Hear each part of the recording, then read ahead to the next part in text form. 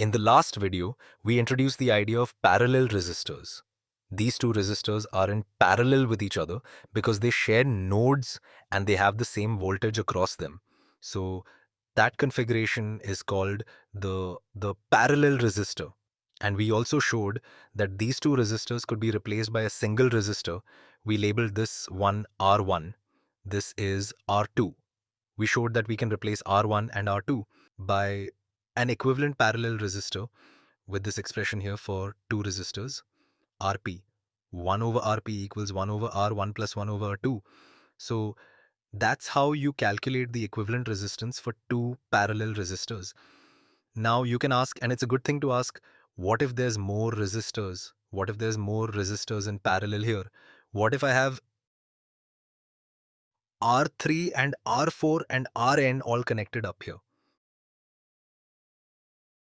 What happens in this expression? So like we did before, we had a current here and we know that current comes back here. The first current split, some current goes down through R1, some current goes through R2, and if we had more resistors, some goes down through R3 and some goes through Rn.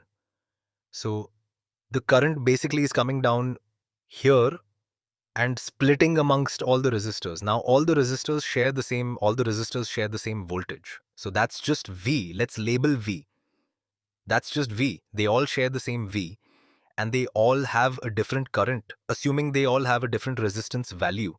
So we do exactly the same analysis that we did before, which was, we know that I here has to be the sum. There's the summation symbol of all the i's. I1 plus I2 plus I3 plus IN. That's as many as we have. So we know that's true. And we also know that the current in each individual resistor is equal to 1 over that resistor times V. And V is the same for every one of them. So now we substitute this equation into here for I.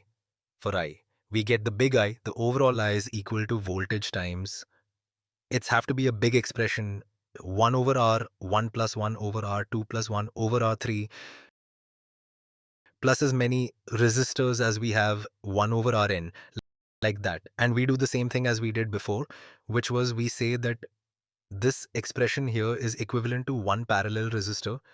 We're going to make the equal to one parallel resistor.